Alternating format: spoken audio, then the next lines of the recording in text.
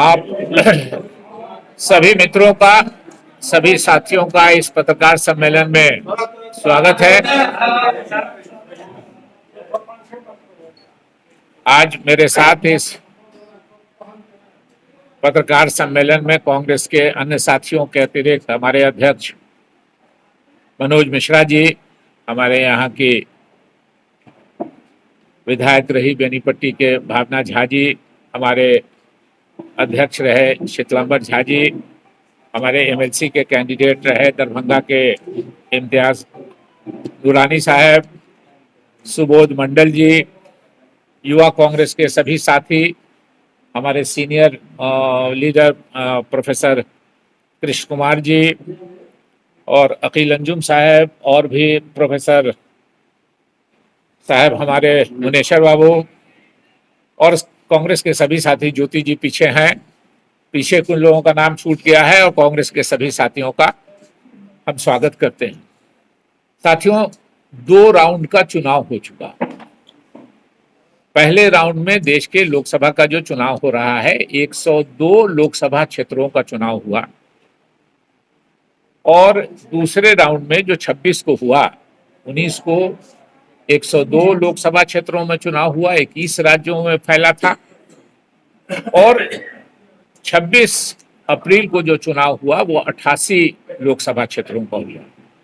तो 190 लोकसभा क्षेत्रों का चुनाव हो चुका। जनता का जो निर्णय था वो बक्स में चला गया। आप देखिएगा कि उस चुनाव में जो सरकार को या नरेंद्र मोदी जी को जो अपेक्षाएं थी, उनके विपरीत उनकी रिपोर्ट है। सरकार में वो हैं। गौर कीजिए आप, 19 तारीख को पहले राउंड का चुनाव हुआ है। रात तक पोलिंग की खबर आती रही, पर ऐसा लगता है कि प्रधानमंत्री को उनकी जो एजेंसियां हैं सरकारी, उन्होंने 20 तारीख को ये कन्फर्म कर दिया कि भारतीय जनता पार्टी और एनडीए गठबंधन हार रहा है चुनाव। और ये संयोग नहीं लगता है कि 20 को वो कन्फर्म हुए हैं कि हम हार रहे हैं, 21 को अपने पहले भाषण में नरेंद्र मोदी जी ने सबका साथ सबका विकास का नकाब खींच के फेंक दिया और हिंदू मुस्लिम की व्याख्या करने लगे कि कौन हिंदू है, कौन मुसलमान है, कौन वोट देगा, कौन वोट नहीं देगा। एक देश का प्रधानमंत्री, और मोदी जी कुछ दिनों से सबका साथ सबका विकास पे ज्यादा जोर दे रहे थे, लेकिन लगा कि वोट नहीं आने वाला है, वोट नहीं आ रहा है, तो ये जो बीजेपी का टाइम टेस्टेड एक फॉर्मूला है कि हिंदू मुस्लिम को लड़ाई, हिंदू मुस्लिम की कोई लड़ाई इस देश में नहीं हो सकती है। 15% इस देश में मुस्लिम समाज के लोग हैं, 80% हमारे इस देश में हिंदू समाज के भाई हैं। 100 में 80 और 15 में कोई लड़ाई नहीं हो सकती है, लेकिन एक काल्पनिक लड़ाई नरेंद्र मोदी जी और उनकी पार्टी का ये है, और इसीलिए उन्होंने विकास का मुद्दा छोड़ दिया। कांग्रेस के मैनिफेस्टो में कहीं हिंदू या मुस्लिम इस शब्द का उपयोग नहीं किया गया। हमारे जो राष्ट्रीय अध्यक्ष हैं मल्लिकार्जुन खड़गे जी, उन्होंने प्रधानमंत्री से समय मांगा है। प्रधानमंत्री समय नहीं दे रहे हैं, कि हम समय मांगा है खड़गे जी ने कि हमको समय दीजिए, हम आपसे मिलके अपना मैनिफेस्टो दिखलाएंगे कि इस मैनिफेस्टो में हिंदू मुस्लिम शब्द का दोनों में से कोई शब्द नहीं है। लेकिन आप झूठ इस देश की जनता को आप गलत बात कर रहे हैं। 140 करोड़ लोगों में कितने लोग जो पढ़े लिखे हैं मैनिफेस्टो पढ़ रहे हैं, और नरेंद्र मोदी जी के प्रचार से ये फायदा हुआ है कि पिछले 3 दिन में 40 लाख मैनिफेस्टो कांग्रेस का डाउनलोड किया गया है, इसलिए कि उसमें कहीं उस शब्द का नाम नहीं है, और प्रधानमंत्री जी शुरू कर दिए। तो स्वाभाविक रूप से ये इस बात को दर्शाता है कि भारतीय जनता पार्टी, हमारे देश के प्रधानमंत्री अमित शाह जी, या जो आरएसएस के लोग हैं, पहली बार आपको एक बात और बताते हैं, आरएसएस के बारे में है कि वो साथ नहीं दे रही। और इन 10 वर्षों में इस चुनाव के बीच में पहली बार पहले फेज के पोलिंग के बाद नरेंद्र मोदी जी नागपुर गए आरएसएस हेडक्वार्टर में, और रात वहीं गुजारी। इस बात से आप समझ ले सकते हैं कि प्रधानमंत्री की स्थिति क्या है। तो स्वाभाविक रूप से इस बात को देश की जनता को, आपको, मिथिलांचल के लोगों को आपके माध्यम से हम लोग बताने की कोशिश कर रहे हैं। आज हम लोग सब साथी जमा हुए हैं यहाँ। हमारे मधुबनी लोकसभा के उम्मीदवार हैं अली अशरफ फातमी साहब, जो राष्ट्रीय जनता दल के हैं। आप सभी को मालूम है, मैं यहाँ से सांसद था। आप लोगों को ही बुला के मैंने एक प्रेस कॉन्फ्रेंस करके आज से 1 साल पहले घोषणा कर दी थी कि मैं कोई चुनाव नहीं लड़ूंगा, और मैं चाहता था कि कांग्रेस के लोगों को हो, लेकिन मैंने उसी समय कहा था कि अगर कांग्रेस के नहीं, हमारे गठबंधन के कोई साथी होंगे तो हम लोग उसी ईमानदारी से काम करेंगे। आज हम लोग ये पत्रकार सम्मेलन बुला के इसलिए कर रहे हैं कि अली अशरफ फातमी साहब के लिए कांग्रेस के ही साथी, इसमें आपको आरजेडी के लोग या दूसरे जो मुकेश सहनी जी की पार्टी है या सीपीएम सीपीआई के लोग नहीं मिलेंगे। जिला का पूरा कांग्रेस परिवार एक तरह से यहाँ बैठा है। मधुबनी लोकसभा का हम लोग फिर झंझारपुर का झंझारपुर में करेंगे, ये मधुबनी लोकसभा के लिए है। आज हम लोग पूरे लोग यहाँ बैठे हैं कि हम लोग पूरी मुस्तैदी से, हमारे जो गठबंधन के उम्मीदवार हैं अली अशरफ फातमी साहब, अली अशरफ फातमी साहब कोई अननोन नाम नहीं है। पड़ोस के हमारे दरभंगा लोकसभा क्षेत्र से 4-5 बार वो सांसद रहे हैं। भारत सरकार में हम लोग साथी मंत्री थे।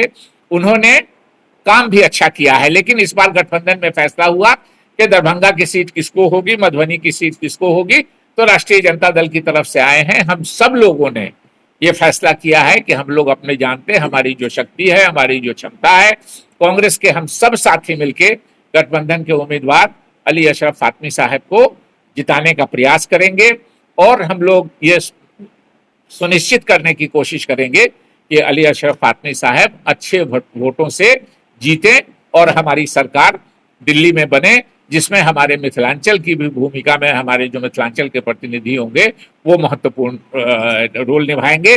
जैसा 2004 से 2009 के बीच में हुआ था कि मिथिलांचल से मैं था, अली अशरफ फातमी साहब थे, हमारे और साथी मंत्री थे। एक होता है कि अगर आप राज्य सरकार में हैं तो राज्य में मंत्रिमंडल में आपको मिलता है, आपको प्रतिनिधित्व होता है। मिथिला के अभी हमारे यहाँ से समीर कुमार महासेठ जी थे, अब्दुल बारी सिद्दीकी साहब थे मिथिलांचल से। उसी तरह जब भारत सरकार बनेगी तो हम उम्मीद करते हैं कि अली अशरफ फातमी साहब भी उसमें नेतृत्व करेंगे हमारा, अगर हमारी यूपीए की सरकार बनती है तो। और लगता है कि इंडिया गठबंधन या यूपीए जो भी आप इसको कह लीजिए, उसकी सरकार बनने जा रही है। भारतीय जनता पार्टी और प्रधानमंत्री जी का जो बेचैनी है, कि जो घबराहट है, उसको देख के मुझको लगता है कि निश्चित रूप से हर जगह से, क्योंकि एक हमारे साथी ने बहुत अच्छी बात कही, एक तरह से ये 400 पार बराबर बोलते हैं। और 400 पार तो उसने कहा कि भाई राजस्थान में सारी की सारी सीट आपकी थी, कर्नाटक में सारी की सारी सीट आपकी थी, उत्तर प्रदेश में सारी की सारी सीट आपकी थी, बिहार में 40 में 39 सीट आपकी थी। अब बढ़ेगा कहां से? अब तो पाकिस्तान और बांग्लादेश में चुनाव कराइएगा तभी ये बढ़ने वाला है, क्योंकि जो हिंदी हार्टलैंड था उसमें तो आपको पिछले ही इलेक्शन में मैक्सिमम था। अब तो घटने ही का सवाल है, बढ़ने का स्कोप कहाँ है? तो पाकिस्तान बहुत करते हैं, मुस्लिम भी करते हैं, और पाकिस्तान भी करते हैं। पाकिस्तान में चुनाव करा लेंगे तो कुछ सीट हो सकता है बढ़ जाए। इसलिए इस बात को हमको, आपको, सबको दिमाग में रखना चाहिए। हम बात करते हैं बेरोजगारी पर। 45 सालों में सबसे ज्यादा इस देश में बेरोजगारी है वो नरेंद्र मोदी जी के शासनकाल में हुआ। किसानों की आमदनी 18 सालों में किसानों की आमदनी सबसे कम है। जो कह के आए थे, ये वादा करके आए थे कि 2022 तक किसानों की आमदनी हम दोगुनी कर देंगे। दोगुनी क्या करेंगे कि 18 साल में किसानों की आमदनी सबसे कम है। देश की सुरक्षा की बात है।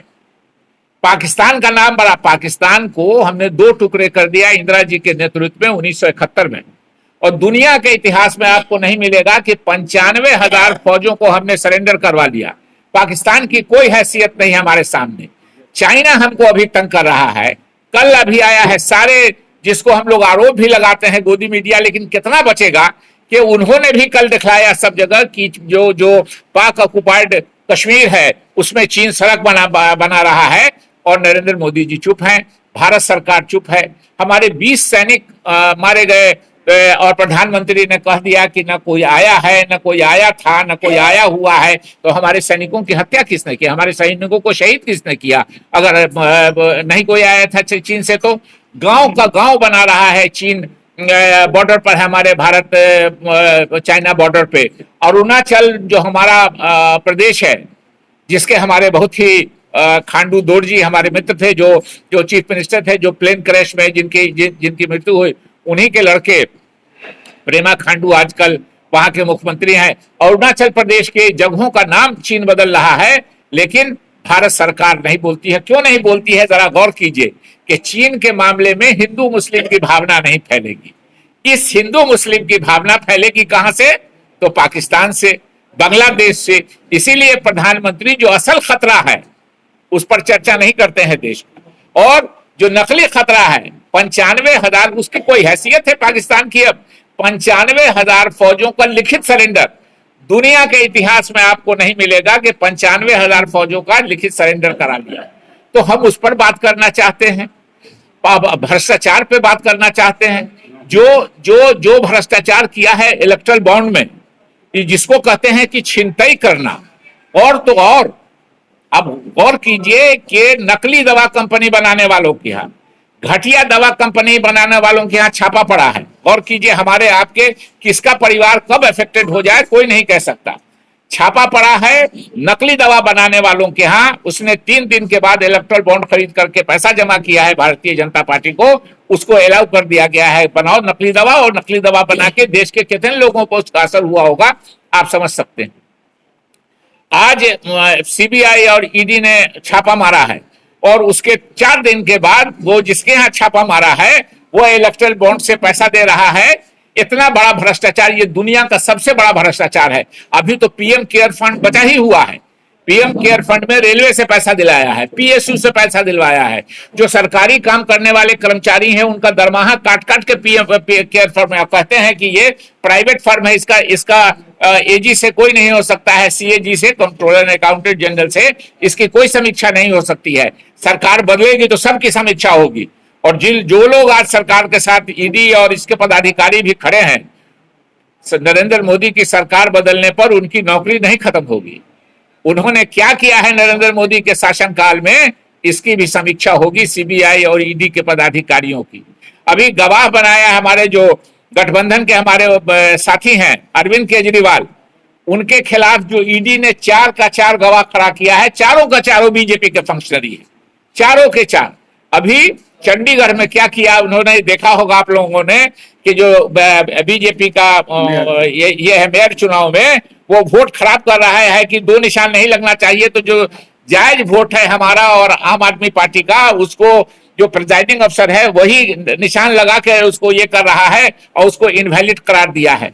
ये है इनका जनतंत्र का, ये जनतंत्र के मूल्यों का ये है। इसलिए देश की जनता को एक चीज और कोई पूंजी इनकी नहीं है।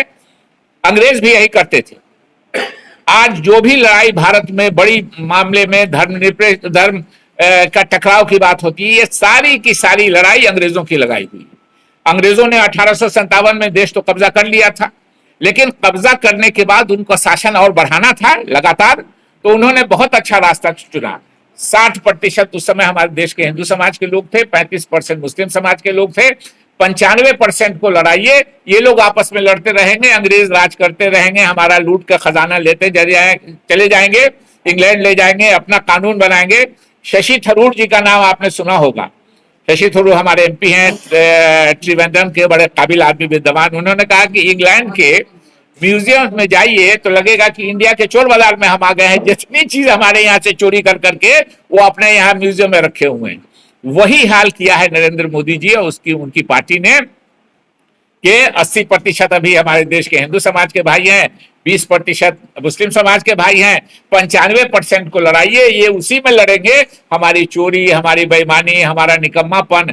बताइए तो कि जिसने वादा किया था कि हम 2 करोड़ नौकरी देंगे, वो 45 सालों में सबसे ज्यादा बेरोजगारी हमारे इस पर है। इसलिए इन सब बातों को हम बता के मिथिलांचल की जनता को, मधुबनी के लोकसभा की जनता को ये बता के, ये अवगत करा के, और इसमें जनतंत्र में आप चौथे स्तंभ है, आपको भी समाप्त करने की कोशिश की जा रही है। आपको भी दबाव बनाया जा रहा है, महसूस करते होंगे आप लोग। दबाव बनाने की कोशिश हो रही है मीडिया पर कि जो हम कहते हैं वही दिखलाओ, जो हमारी तारीफ है वही करो। लेकिन आत्मसम्मान वाले लोग हर जगह हैं, और मीडिया में तो मीडिया की तो ऐसी कहानी है, ऐसे बड़े बड़े शासकों से मीडिया लड़ा है इस देश का। हम आपको आह्वान करते हैं कि निश्चित रूप से सच्चाई लोगों को बताइए, मिथिलांचल के लोगों को बताइए। आज हम केवल अली अशरफ फातमी साहब जो मधुबनी में हमारे गठबंधन के उम्मीदवार हैं, उनके पक्ष में उनका काम है। आपको मिल जाएगा कि उन्होंने क्या क्या काम किया है। बगल का दरभंगा पड़ोस का क्षेत्र है, मधुबनी जिला का भी लोकसभा का भी कुछ पड़ता है। दरभंगा में क्योटी और जाले जो है वो दरभंगा जिला में पड़ता है। अली अशरफ फातमी साहब ने अच्छा काम किया है। यहाँ भी वो सांसद बन के, और भगवान करे हमारी सरकार बन जाए, मंत्री हो जाए, तो मंत्री बन के हमारे लोगों को भी फायदा पहुंचेगा और हम लोगों को भी संतोष होगा कि हमने जिसके लिए काम किया, जिसके लिए हम लोगों ने वोट मांगा, वो जीते भी, मंत्री भी बने और मिथिलांचल को उनके इससे फायदा होगा। मैं इसी के लिए आपसे आज प्रेस को मैंने संबोधन किया है। अगर हमारे कोई साथी कोई सवाल पूछना चाहें, झंझारपुर के बारे में यह है कि वहां प्रोग्राम बन रहा है, 2 या 3 तारीख के आसपास हम लोग झंझारपुर भी जाएंगे, तो वहां उस समय में, आज ये केवल मधुबनी लोकसभा क्षेत्र।